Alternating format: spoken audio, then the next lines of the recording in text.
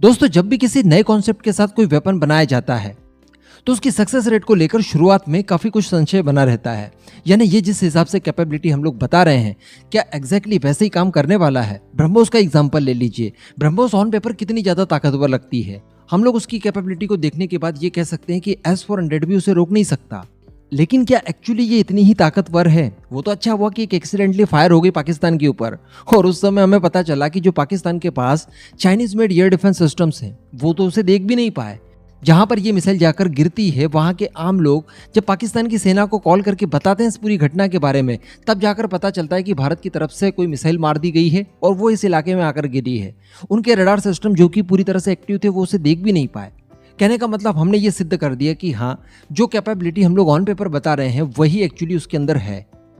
इसी तरह की चीजें यूएवीज के साथ भी हुई थी। शुरुआत में इन्हें बनाया गया और सबने कहा कि ठीक है, ये सर्विलांस के लिए तो बेहतरीन है, किसी भी तरह की कोई दुर्घटना होती है तो आपके पायलट की जान भी बच जाएगी।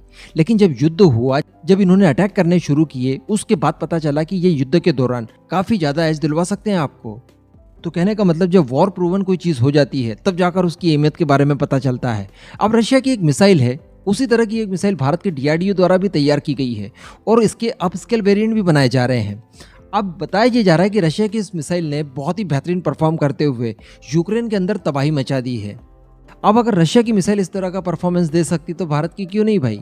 हम तो उसके अपस्केल वेरिएंट भी बना रहे हैं। आइए आगे इसके ऊपर डिस्कशन करते हैं, कौन सी मिसाइल है और भारत ने किस तरह की मिसाइल बनाई है। आप बस वीडियो को एकदम एंड तक देखते हुए चैनल को सब्सक्राइब जरूर कर दीजिएगा। दरअसल बताया जा रहा है कि रशिया की एक एंटी रेडिएशन मिसाइल ने यूक्रेन के एयर डिफेंस सिस्टम को मार गिराया है। इस एंटी रेडिएशन मिसाइल का नाम है KH-31P और इसकी स्पीड जो बताई जाती है वो सुपरसोनिक है, 3 मैक के ऊपर है। साथ ही इसकी रेंज बताई जाती है 110 किलोमीटर से लेकर 130 किलोमीटर। यानी जो भारत की रुद्रम एंटी रेडिएशन मिसाइल है उससे सिमिलर इसकी कैपेबिलिटीज है और इसने ये कारनामा करके दिखाया है।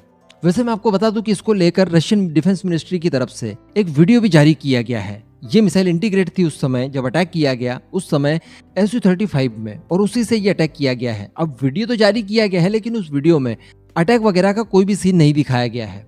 लेकिन दूसरे कई सारे ऐसे वीडियोस आए हैं जहां पर इसी एंटी रेडिएशन मिसाइल ने यूक्रेन के कई सारे एयर डिफेंस सिस्टम्स को मार गिराया है और ये वीडियो अपलोड करने वाले खुद यूक्रेनियन लोग हैं। उन्होंने सबूतों के साथ कई बार इस तरह की वीडियोस अपलोड किए हैं, मैंने देखी भी है इस वीडियो को शूट करने से पहले। तो कहने का मतलब ये मिसाइल काफ़ी ज़्यादा इफेक्टिव है। एक वीडियो तो मैंने देखा जिसमें एक मोबाइल लॉन्चर के साथ एयर डिफेंस सिस्टम था, तो उस व्हीकल के साथ उसको पूरी तरह से डिस्ट्रॉय कर दिया इसी मिसाइल ने। तो कहने का मतलब ये जो एक नया कॉन्सेप्ट है एंटी रेडिएशन मिसाइल, ये यकीनन कारगर है। दरअसल होता यह है कि कोई भी रडार सिस्टम जो कि एयर डिफेंस सिस्टम के लिए आंखों का काम करता है, रडार सिस्टम ही किसी टारगेट को आइडेंटिफाई करता है, उसे ट्रैक करता है, उसके बाद मिसाइल छोड़ने के लिए आदेश देता है। उसके बाद एयर डिफेंस सिस्टम अपनी मिसाइल को दागकर उस टारगेट को डिस्ट्रॉय करता है।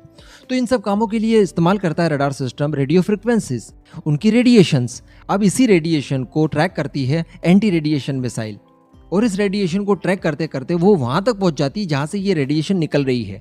यानी radar system, air defence system उनके पास, वहां जाकर ये फिर फट जाती है। काफ़ी ज़्यादा स्पीड होती है इसकी। इसमें वॉरेट की कैपेबिलिटी काफ़ी ज़्यादा होती है क्योंकि ये क्वासी टाइप की बैलिस्टिक मिसाइल होती है।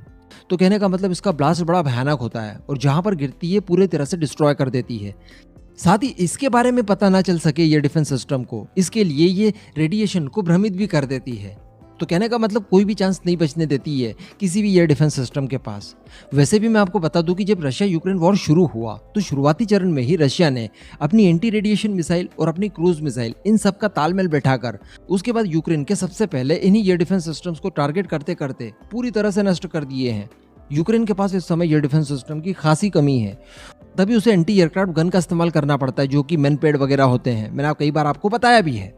तो कहने का मतलब ये मिसाइलें यकीनन बहुत ज़्यादा कारगर साबित हो सकती है। अब भारत के पास भी है, चाइना से कभी भी हमारा युद्ध हो सकता है। सपोर्ट के लिए हमारे पास ब्रह्मोस जैसी क्रूज मिसाइल भी शामिल है। तो कोई बहुत बड़ी बात नहीं रहेगी कि चाइना के द्वारा इस्तेमाल किए जाने वाले S-400 को हम लोग डिस्ट्रॉय कर दें युद्ध के दौरान। कोई बहुत बड़ी बात नहीं, केवल एक अच्छी प्लानिंग की ज़रूरत है।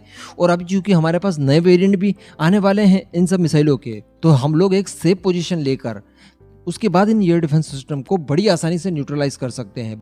बस आपको इसकी लोकेशन पता होनी चाहिए। इसके लिए हमारा खुफिया तंत्र मजबूत होना चाहिए। हमें पता होना चाहिए कि दुश्मन ने कहां पर एयर डिफेंस सिस्टम या रडार सिस्टम या फिर उनके कंट्रोल रूम तैनात कर रखे हैं। उसके बाद खेल कर देगी ये सारी मिसाइल्स।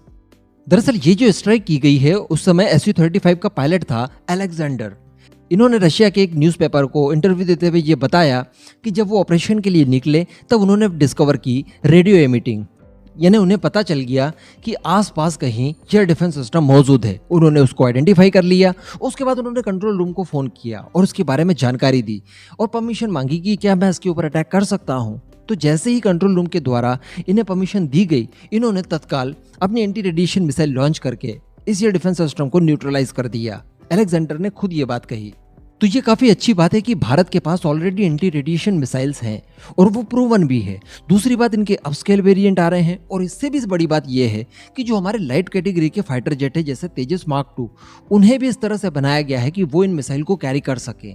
यानी SU-30 तो करते ही हैं, M का भी करेगा, इधर हमारे नेवल टेडी भी करने वाले हैं, लेकिन जो लाइट वेट वाले फाइटर जेट हैं तेजस मार्क 2, वो भी करेगा। ये बड़ी बात है। तो कहने का मतलब आने वाले समय में भारतीय वायुसेना के पास जितना भी बेड़ा है उन सभी को इन मिसाइल से लैस कर दिया जाएगा। तो युद्ध की परिस्थिति जब भी बनेगी तो ये सबसे पहले रोल प्ले करने वाले हैं और काफ़ी ज़्यादा इफेक्टिव मिसाइल हैं, ये साबित अब हो ही रहा है। तो विशेष कोई चाइनीज एयर डिफेंस सिस्टम के खिलाफ हमें दिक्कतें नहीं जा सकती। इस पूरे मुद्दे पर आपका क्या मानना है? क्या भारत की मिसाइलें भी इतनी कारगर साबित होंगी या फिर नहीं? नीचे कमेंट करके ज़रूर बताइएगा।